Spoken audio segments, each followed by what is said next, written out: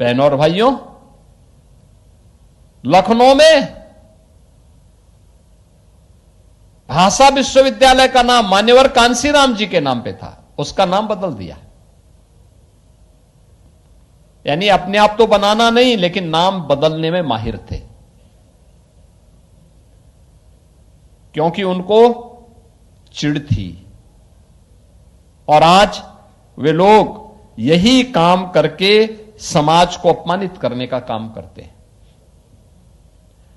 वे संवैधानिक संस्थानों का अपमान करते हैं। संसद के बारे में टिप्पणी करेंगे, प्रधानमंत्री जी के बारे में, प्रधानमंत्री जी सबका साथ और सबके विकास की बात करते हैं, उनके बारे में अपमानजनक टिप्पणी करेंगे। चुनाव आयोग के बारे में टिप्पणी करेंगे, न्यायपालिका के बारे में टिप्पणी करेंगे।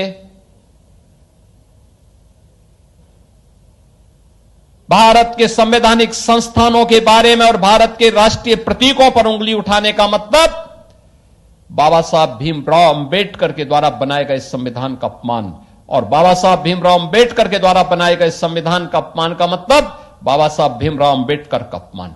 और भारत का वंचित, भारत का गरीब, भारत का दलित यह स्वीकार नहीं कर सकता है। लेकिन यह उनकी फितरत बन चुकी है। वे वंदे मातरम का अपमान करेंगे, राष्ट्रगान, राष्ट्रगीत का अपमान करेंगे, समाज को जाति के नाम पर बांटेंगे। और जब सत्ता में थे तो केवल अपनी परिवार के भरण पोषण के लिए सब कुछ करते थे। ये है समाज को बांटने वाले लोग, सामाजिक वैमनस्यता पैदा करके तुष्टीकरण के नाम पर राष्ट्रीय सुरक्षा के साथ खिलवाड़ करने का काम।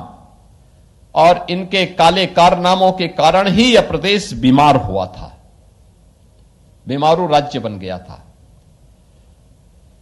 इन नौजवानों के सामने पहचान का संकट खड़ा हुआ था।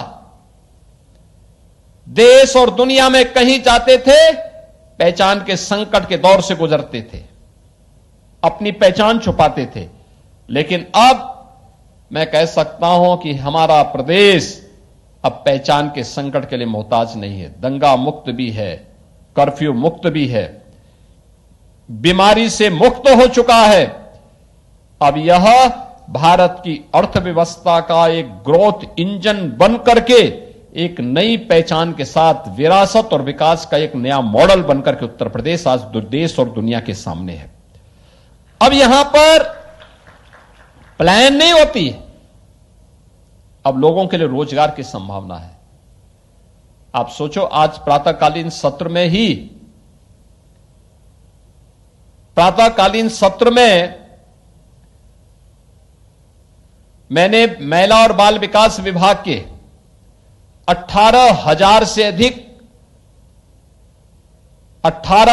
से अधिक आंगनवाड़ी और आंगनवाड़ी सहायिकाओं को नियुक्ति पत्र वितरण का काम किया है। 18,000 से अधिक, इतनी बड़ी राशि में। कल 665 इस नर्सिंग ऑफिसर्स को नियुक्ति पत्र दिया। इससे पहले 3 दिन पहले 1262 नर्सिंग ऑफिसर्स को हम लोगों ने नियुक्ति पत्र वितरण का काम संपन्न किया। ये लगातार रोजगार मिशन रोजगार के अंतर्गत बिना भेदभाव के हर नौजवान को नौकरी और रोजगार की संभावनाओं के साथ जोड़ना, और आज उसी का परिणाम हम सबके सामने यहां देखने को मिल रहा है।